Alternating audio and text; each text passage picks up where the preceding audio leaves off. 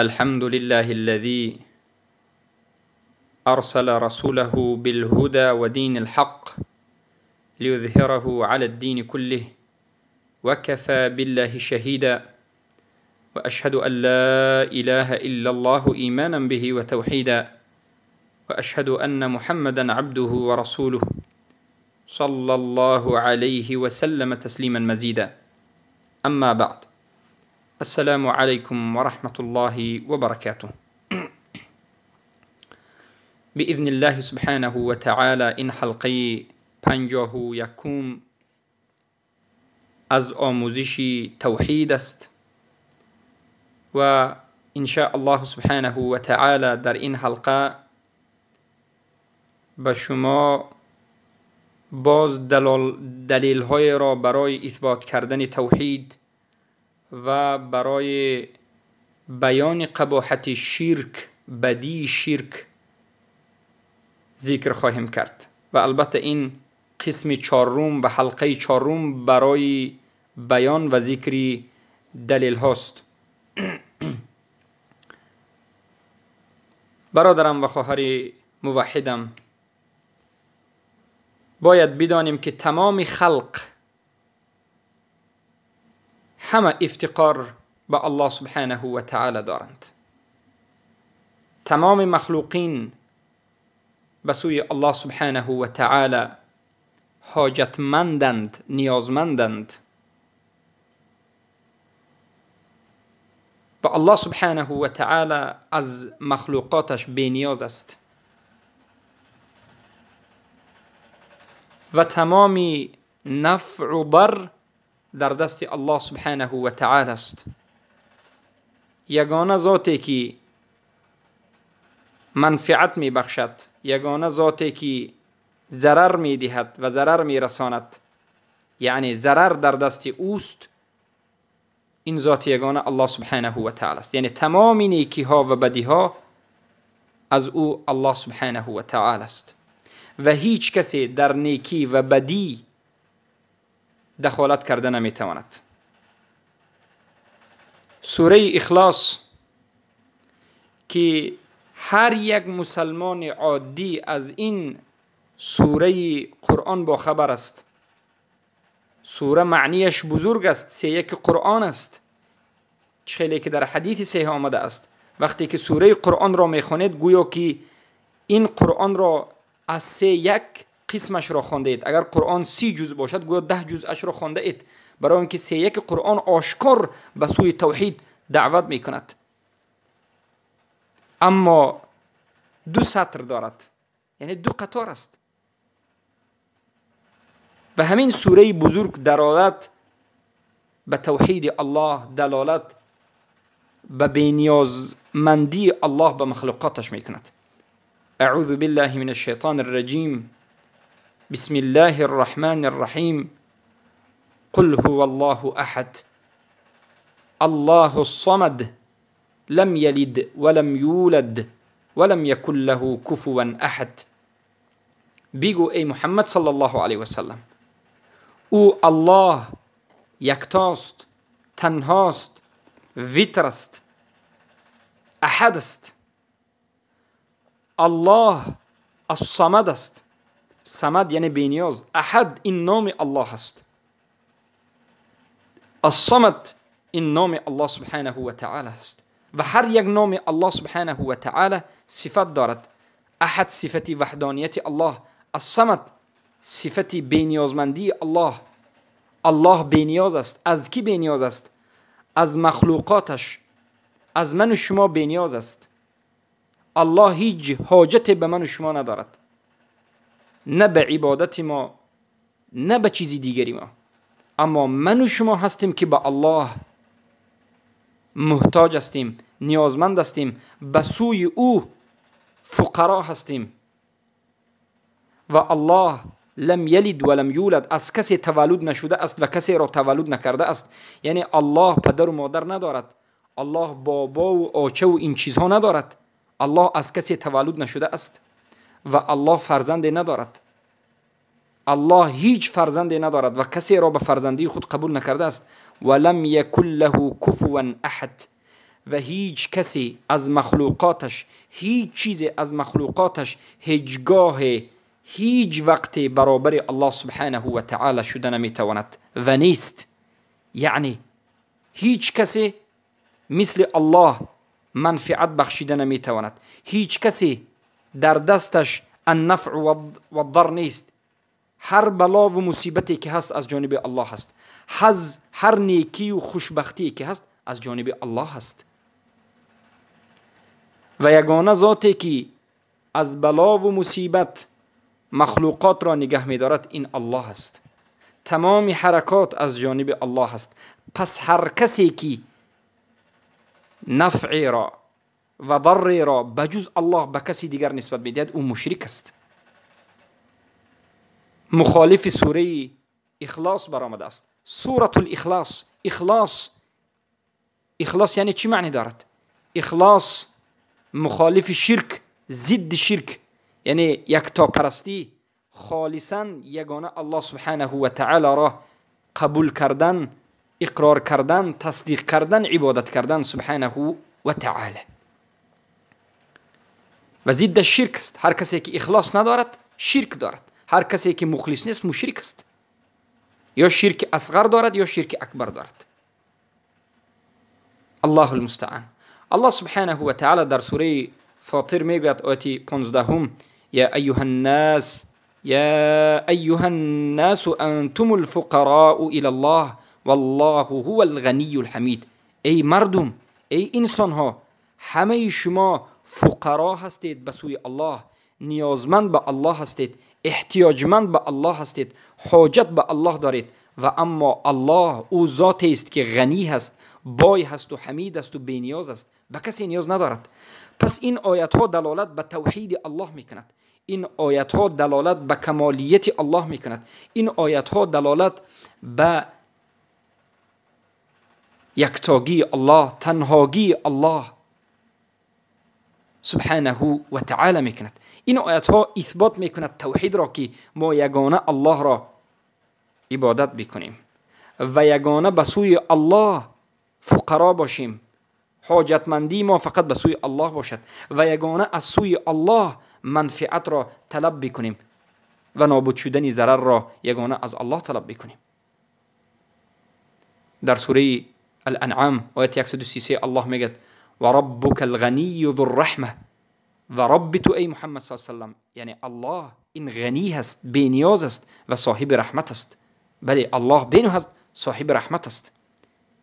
یشاء یذهبکم و یستخلف من بعدکم ما یشاء کما انشأکم من ذریة قوم آخرین. اگر خواهد الله شما را میبرد و به جای شما چیزی را که خواست میآرد. پس بدانید که الله بینیاز است، نه به شما، نه به عبادت شما، نه به این چیزی که در این زمین ها و آسمان ها وجود دارد، به هیچ چیزی نیازی ندارد، بلکه همه به الله نیازمندی دارند. همه مخلوقات به الله نیازمندی دارند، به الله فقرا هستند، به سوی الله فقرا هستند و محتاج هستند.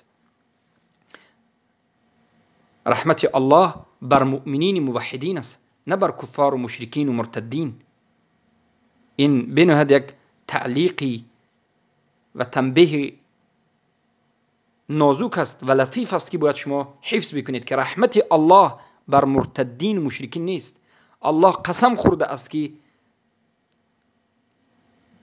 جای کسانی که مشرک هستند جهنم است و وعده داده است که جنت برای مشرکین حرام است.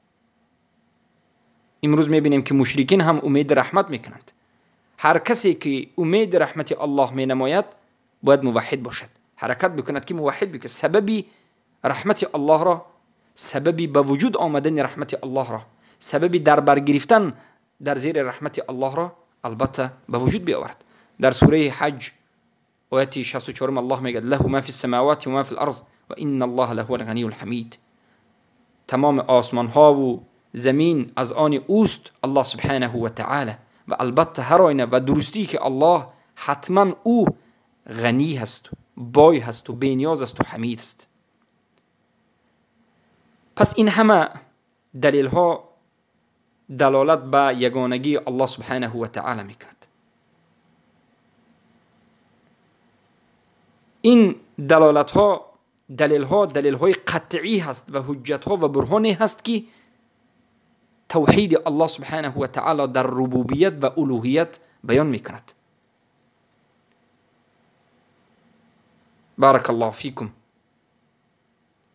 پس برادرم و خواهر بزرگوارم، نجات در توحید است. نجات در انابت به سوی الله است، بازگشت به سوی الله است. نجات ترک شرک است، براءت از شرک و براءت از مشرکین است. ترک شرک و ترک مشرکین است. چنگ زدن بر توحید و عمل کردن به توحید است. بارک الله فیکم. پس اینچنین دلیل های زیاد است. الله سبحانه و تعالی میگوید و ما یدعو مع الله إلها آخر لا برهان له به فإنما حسابه عند ربه إنه لا يفلح الكافرون. یعنی اونهایی که مشرک هستند کافر هستند. خود الله تکفیرشون میکند. میگوید و من یدعو مع الله، هر کسی که با همراهی الله چیزی دیگری را، کسی دیگری را از مخلوقهای الله دعا میکند. یعنی هر کسی که با همراهی الله چیزی دیگری را عبادت میکند، دعا میکند. و من یدعو مع الله إلها آخر، هر کسی که با همراهی الله، یعنی هم الله را دعا میکند و هم با همراهی الله چیزی دیگری را، کسی دیگری را، قبری را، مزاری را، اولیای را، درختی را، سنگ را دعا میکند، یعنی اله خود گرفته است دعا میکند، لا برهان له به، بداند که هیچ برهان، هیچ دلیل، هیچ حجت به این عملش ندارد. و من یدعو مع الله إلها آخر لا برهان له به فإنما حسابه عند ربه، پس حساب کتاب این انسان در نزد الله است. الله با مشرکین سخت حساب کتاب میکند، با مشرکین سخت جزا میدهد. انه لا یفلح الکافرون، و البته الله هیچگاه کافران را نجات نمیدهد. کافران کیا هستند؟ کافران مشرکان هستند. الله در اینجا کافران را، کسانی که با همراهی الله یک اله دیگری را گرفتن، همونها را کافر میگن. یعنی طاغوت پرستان، کسانی که شرک را ترک نکرده اند، کسانی که مشرکین را ترک نکرده اند، کسانی که اولیا پرستند، کسانی که قبر پرستند، مزار پرستند، کسانی که شرک را انجام میدهند نمیدانند، کسانی که اصلا شرک را نمیشناسند، کسانی که از توحید بیخبرند، پس اینا مشرکند و اینها کافرند.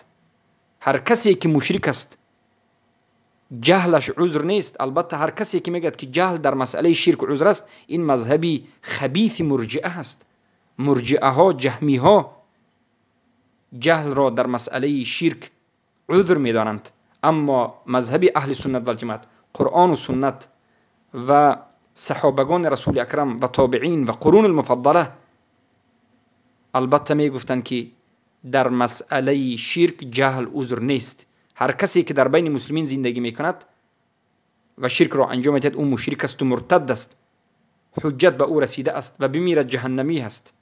و اما هر کسی که در بادیه ها در بین کفار اسلام را قبول کرده باشد و هیچ علاج برای فهمیدن اسلام صحیح نداشته باشد، تمام حرکتش را برای فهمیدن کرده اما نفهمیده باشد، او مشرک است و کافر است. اگر شرک را انجام بدهد مشرک است و کافر است، اما خونش حرام است، مالش حرام است و در روز قیامت امتحان میگیرد و با همراهی اهل فطرت است. و البته به حلقه های اول در مسئله العذر بالجهل نظر بکنید. ما در همین حلقه هایی که حالا 51 حلقه باشد، در حلقه های بالا به شما این مسئله را به تفصیل ذکر کرده بودیم. پس دعا عبادت است. از غیر الله دعا کردن، به غیر الله رکوع کردن، به غیر الله سبحان الله اطاعت کردن، به حکم غیر الله سرخم کردن، حکم غیر الله را خواستن، به حکم غیر الله حکم کردن، قانون برآوردن مخالف حکم الله و رسولش، مخالف قانون الله و رسولش، تحاکم کردن یعنی مراجعت کردن به محکمه های کفری، این همه کفر اکبر است. این همه شرک است. شرک در اطاعت است، شرک در اراده است، شرک سبحان الله در حکم است.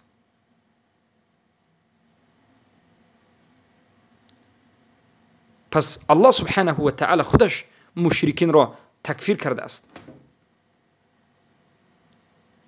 الله سبحانه و تعالی میگه و ما یشرک بالله فقد حرم الله علیه الجنه و مأواه النار و ما للظالمین من انصار. هر کسی که شرک را انجام داده است هر کسی که و ما یشرک بالله با الله شرک را قرار داده است، یعنی مشرک شده است، فقط حرم الله علیه الجنه، به تحقیق الله این انسان را به جنت حرام کرده است. این انسان به جنت داخل شدنش حرام است. انسان مشرک به جنت داخل شدنش حرام است و این سخن الله است. فقد حرم الله علیه الجنه و مأواه النار، و بازگشت این انسان مشرک نار است، جهنم است، عذاب است و درد است و رنج است و دوزخ است. و ما للظالمین من انصار، و هیچ کمک کننده برای ظالمان وجود ندارد. ظالمین کی است؟ ظالمین مشرکین است که به نفس خودش ظلم کرده است. این الشرک لظلم عظیم، البته شرک این حتما ظلم بزرگترین است و بزرگترین ظلمی که کفر اکبر است، این شرک اکبر است. این شرک است بزرگترین ظلم، این شرک اکبر است. پس ای مشرکین، ای کسانی که بجز الله کسی دیگری را عبادت میکنید، کسی دیگری را اطاعت میکنید، کسی دیگری را دوست دارید، به کسی دیگر توکل میکنید، به قبری کسی، مزار کسی طواف و عبادت میکنید، ای کسانی که خودتون را مسلمان مینامید و به حکم غیر الله سرخم کردید، حکم غیر الله را اراده میکنید و میخواهید و به حکم غیر الله حرکت میکنید و به تحقیقش میکوشید، ای کسانی که خود را مسلمان میگید به محکمه های کفار مراجعت میکنید و محکمه های شرعی را ترک کرده اید، ای کسانی که قانون برار هستید و شما مخالف قانون الله سخن میکنید و قانون میبرارید، ای حزبی ها، ای دموکرات ها، بدانید که همه شما مشرکید، همه شما به این عملهایتون مرتدید، چرا که شما توحید را ترک کرده اید. سبحان الله.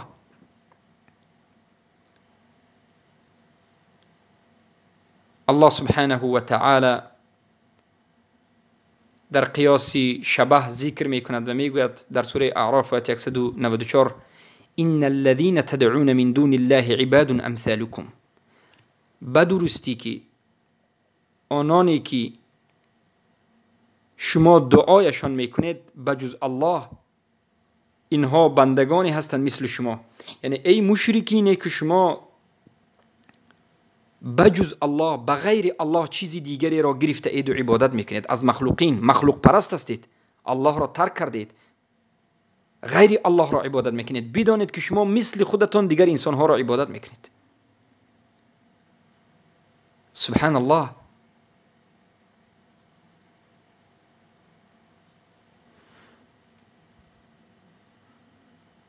پس بدانید آن کسانی را شما عبادت میکنید که آن کسانی را شما بجز الله من دون الله اختیار کرده اید و دعا میکنید که هیچ ملکیتی ندارند، یک ذره هم در زمین و آسمان ملکیتی ندارند. پس بدانید که شرک عاقبتش بد است. الله سبحانه و تعالی در سوره نساء میگه ان الله لا یغفر ان یشرک به و یغفر ما دون ذلك لمن یشاء. الله شرک را به کسی نمی بخشد، خواه شرک اکبر باشد خواه شرک اصغر، و بجز شرک دیگر گناه ها را به کسی خواهد می بخشد. سبحان الله.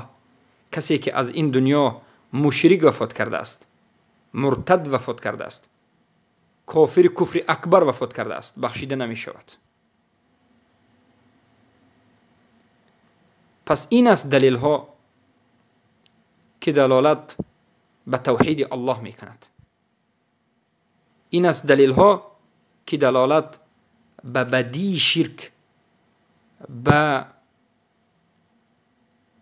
عاقبت بد شرک، به فساد بودن شرک می کند، که این همه از آیات قرآن است. و حیات رسول اکرم صلی الله علیه و سلم از اول تا به آخر مبارزه با مشرکین است، و مبارزه رسول اکرم صلی الله علیه و سلم با مشرکین فقط با توحید بود. رسول الله با مشرکین با توحید مبارزه می بردند، توحید را بیان می کردند، حق را از باطل جدا می کردند و مبارزه می بردند.